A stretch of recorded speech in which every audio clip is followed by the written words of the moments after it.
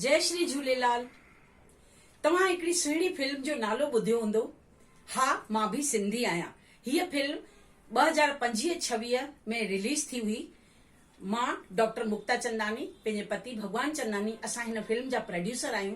हिन फिल्म जे बारे में तव्हांखे मां इहो ॿुधाइण चाहियां थी कि हीअ फिल्म कोई लव स्टोरी कोन्हे, न हीरो हीरोइन आहे। हिन फिल्म में हिकिड़ी सुहिणी सम्झाणी आहे ॿारनि जे लाइ, असांजे लाइ, असां सभिनी जे लाइ कि असां पंहिंजी मातृभाषा खे कीअं सुञाणूं, पंहिंजी मातृभाषा सिंधी लैंग्वेज में कीअं ॿारनि सां ॻाल्हायूं, ॿार असांजा कीअं पंहिंजी संस्कृतीअ खे सुञाणनि ऐं व्यापार जेको असांजे सिंधियुनि जे रग रग में वेठल आहे उन व्यापार जे लाइ छा वाधारो थींदो ऐं असांजा सिंधी खाधा जेके कढ़ी चांवर, सयूं ऐं पटाटा, मालपुड़ा, चहरी कोकी असांजी सुञाणप आहे।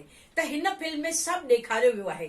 त तव्हां इहो फिल्म ॾिसण ज़रूर ईंदा ऐं फिल्म तव्हां घणे में घणो हिन फिल्म जे हिन वीडियो खे शेयर कंदा सभिनी सां।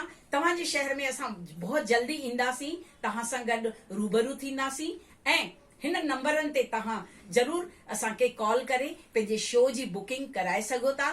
त नंबर नोट करे छॾींदा 7415162895, 9893645492, 8770191382। त हिन नंबरनि ते तव्हां कॉल करे मूंखे फोन करे सघो था ऐं तव्हां पंहिंजो शो बुक करे सघो था। तव्हां घणे में घणो हिन वीडियो खे शेयर कंदा ऐं शान सां चवंदा, हा मां भी सिंधी आहियां, हा मां भी सिंधी आहियां, हा मां भी सिंधी आहियां। त तव्हां शान सां चवंदा कि असां पंहिंजे ॿारनि सां सिंधीअ में ॻाल्हाईंदासीं ऐं फिल्म ॾिसण ज़रूर ईंदासीं।